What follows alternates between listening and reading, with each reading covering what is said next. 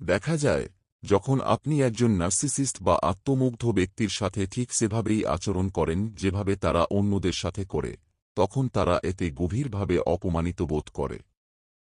যে আচরণকে তারা স্বাভাবিক বলে মনে করে, ন্যায্যতা দেয় এবং আশা করে যে অন্যরা তা সহ্য করবে, সেই আচরণই হঠাৎ করে অগ্রহণযোগ্য বলে মনে হয় যখন তা তাদের দিকেই ফিরে আসে।